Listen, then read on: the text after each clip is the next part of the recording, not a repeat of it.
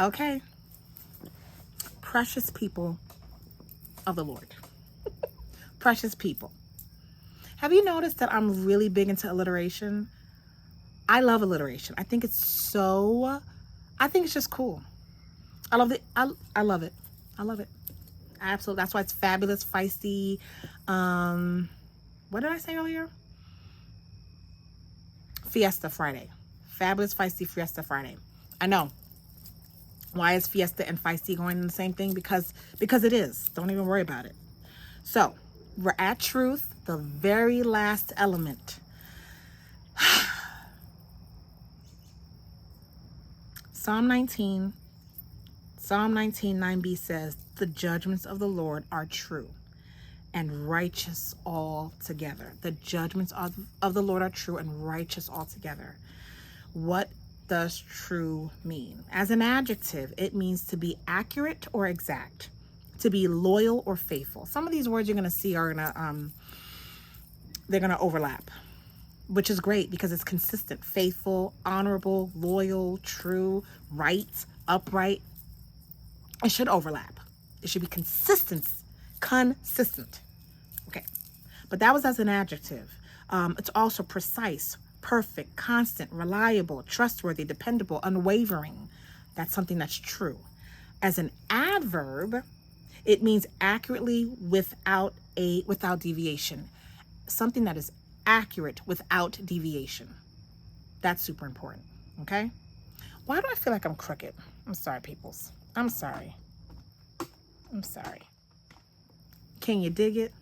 I can dig it. Okay. And as a verb, it means to bring into the exact shape, alignment, or position required. To bring into the exact shape, alignment, or position required. That's something that is true. Okay? Okay. So we're going to go through like one commentary. Well, two commentaries, but they're very short. And then this is the finale. Then it's going to just close it up and we'll just run down those elements again. So the Benson commentary says, based on the scripture, which is the judgments of the Lord are true, they are righteous altogether. The Benson commentary says it's grounded on the most sacred and unquestionable truths. So it broke it down into two. Let me go back.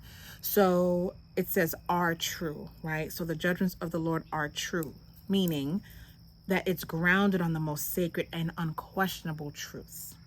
Righteous altogether is the second half, without the smallest exception, perfectly and constantly equitable, just, and holy. Again, righteous altogether is without the smallest exception, and it's perfectly and constantly equitable, just, and holy. That is moral law. That is God's law. It is constantly equitable, just, and holy because it's righteous altogether. And then, so that was Benson's commentary. And then Barnes' Notes commentary, which as you can see, it's consistently, I like their commentary. It says the judgments are the revealed truth. The rendered judgments are the revealed truth of God. The revealed truth of God. The rendered judgments are the revealed truth of God. So what we've learned all together is that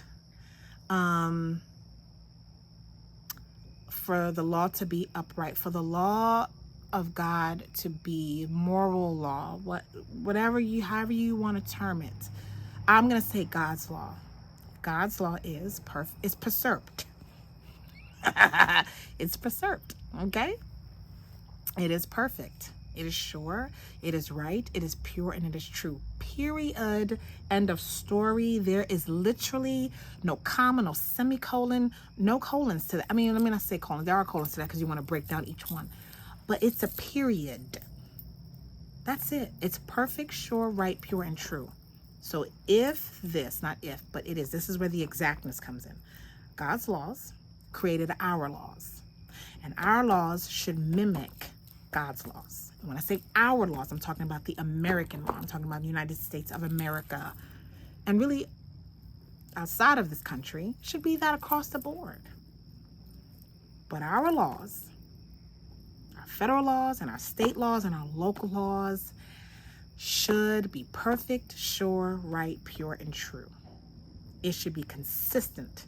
It should be equitable. It should be just. It should be honorable. It should be loyal. It should be faithful. It should be righteous. It should be all of that. It should be right. There should be no exceptions. It should be, let me go back. There should be no exceptions that absolve people from being held accountable for their actions or inaction, especially when they're wrong. There should be no exceptions to that. Now, the only exception that I'm obviously like across the board should be is when it's whatever you do is in self-defense. It's to defend. And we could talk about whether that's right or wrong, but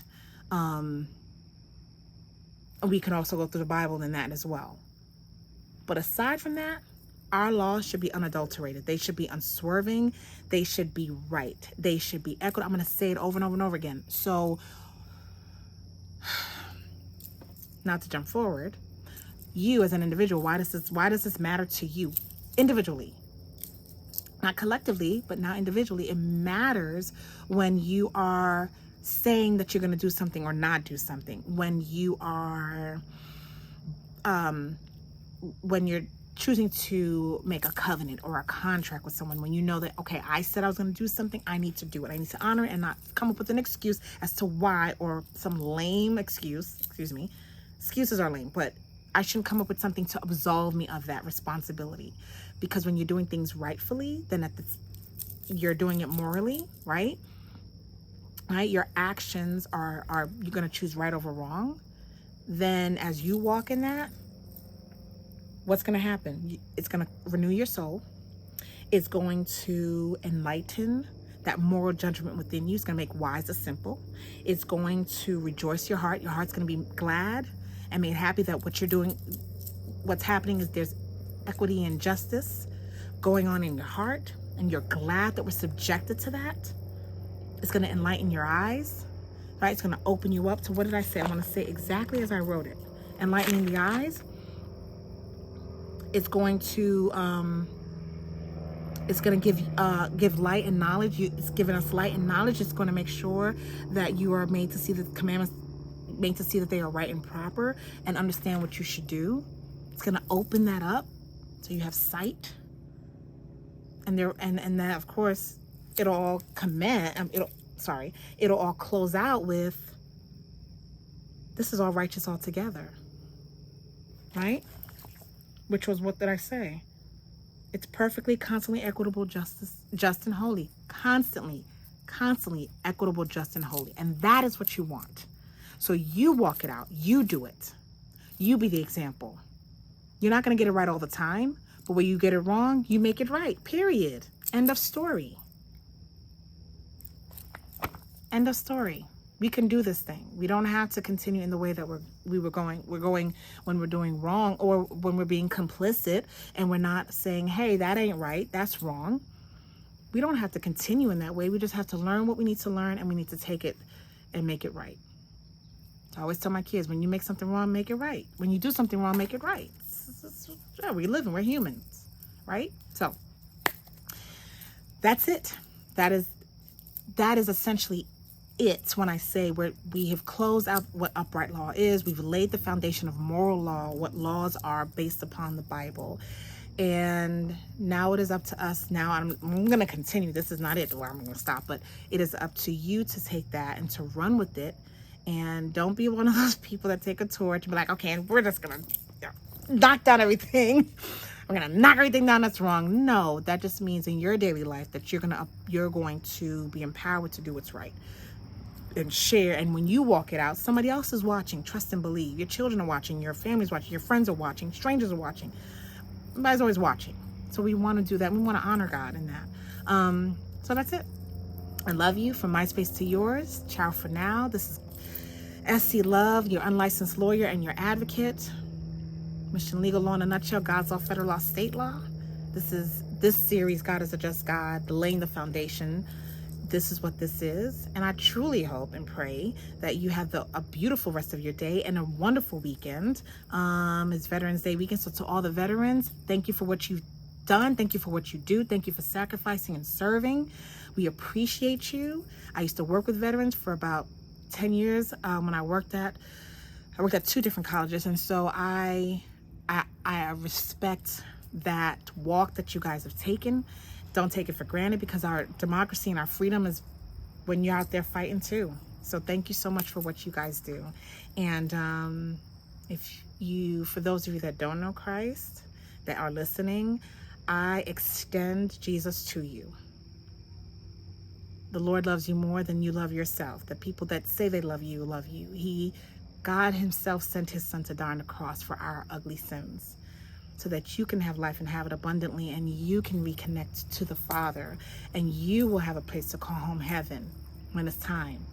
So if you don't know Jesus, if you want to know what he did, read John 3, right? For God so loved the world, he gave his only begotten son. Read 3:16. And then we go to Romans 10:9. And if you confess with your heart and if you confess with your mouth, I always get that wrong, and believe in your heart that Jesus Christ is Lord, you are saved. It's free, but it's sincerely in your heart. So I implore you to be inquisitive enough to search the scriptures, and don't go with it with doubt in your mind, but go with it with the freedom and with an open heart. Because why not? Right? Why not want to be in that space where you know you have an advocate, an advocate that has been advocating from the beginning of time for you, for all of us. So, love you. Ciao for now. From my space to yours. See you soon.